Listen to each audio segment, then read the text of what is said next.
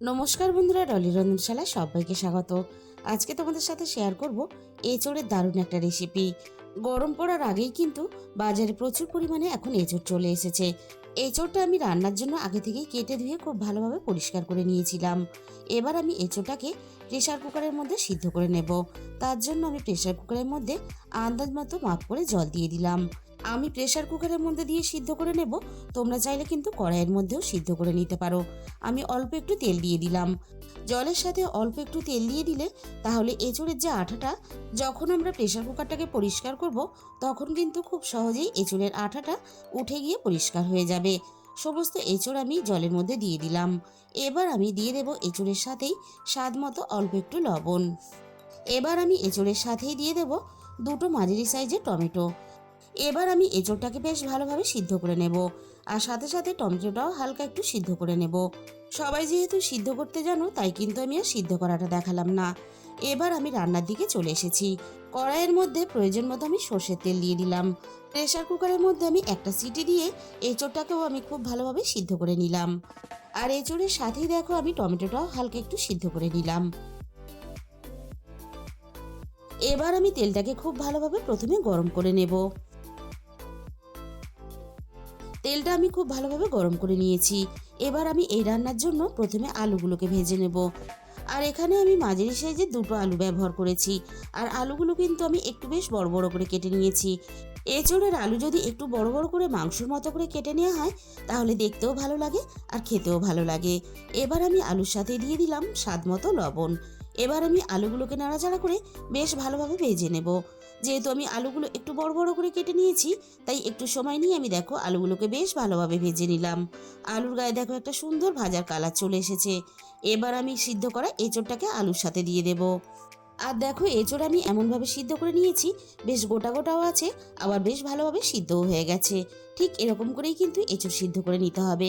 তাহলে মশলার সাথে কষানোর সাথে সাথে এঁচোড় কিন্তু অনেকটাই গলে যাবে। লবণের সাথে আমি অল্প একটু হলুদ গুঁড়ো দিয়ে দিলাম। এবার আমি লবণ আর হলুদটাকে নাড়াচাড়া করে এঁচোড় আর আলুর সাথে খুব ভালোভাবে মিশিয়ে নেব। আর আলুর সাথে এঁচোড়টা নাড়াচাড়া করে আমি এঁচোড়টা বেশ ভালোভাবে ভেজে নেব।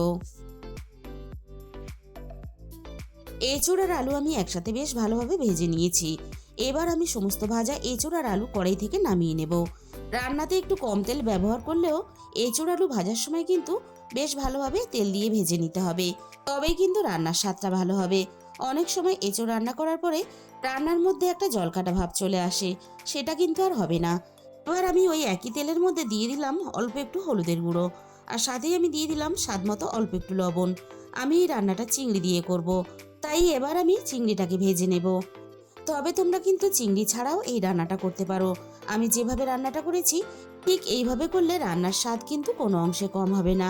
এবার আমি চিংড়িগুলোকে নাড়াচাড়া করে বেশ ভালোভাবে ভেজে নিয়েছি। এবার আমি সমস্ত ভাজা চিংড়িগুলোকে কড়াই থেকে নামিয়ে নেব। আমি এই রান্নাটা ছোট চিংড়ি দিয়ে করেছি, তোমরা চাইলে কিন্তু বড় চিংড়ি দিয়েও রান্নাটা করতে পারো।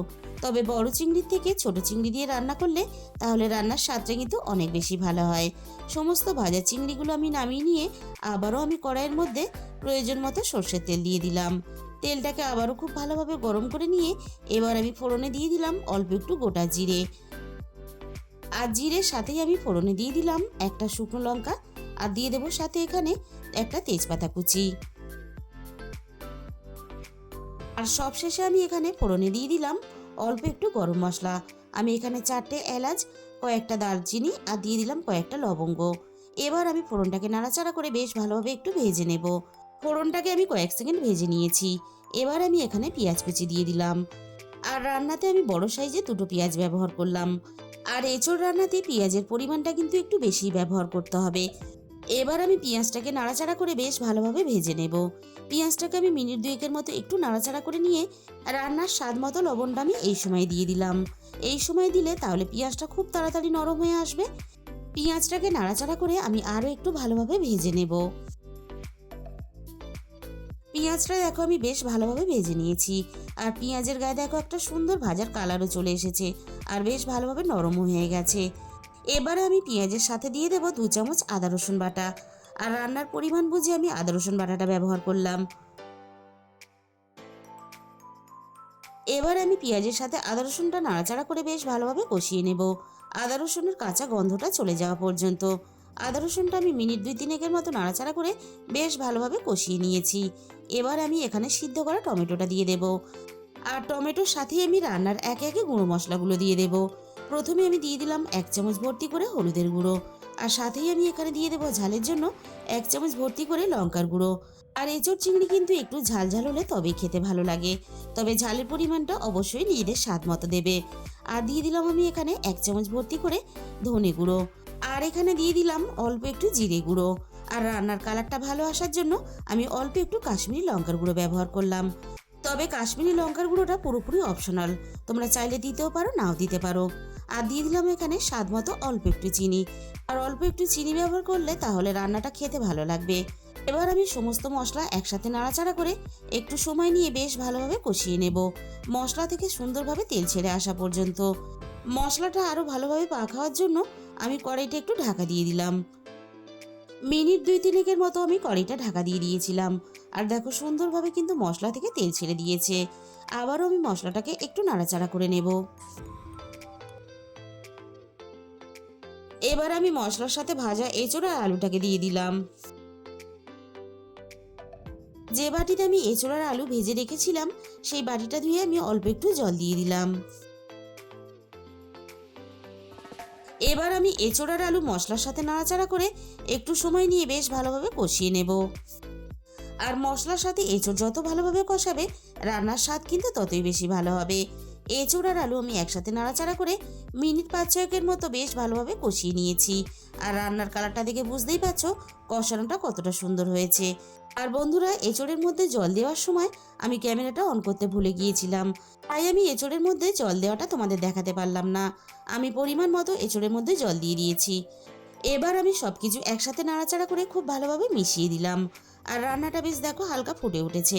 আমি এবার ভাজা চিংড়িটাকে দিয়ে দিলাম। চিংড়ি আর এঁচোড় যদি একসাথে খুব সুন্দর করে ফুটিয়ে রান্নাটা করা হয় তাহলে চিংড়ির সুন্দর গন্ধটা রান্নার সাথে মিশে যাবে।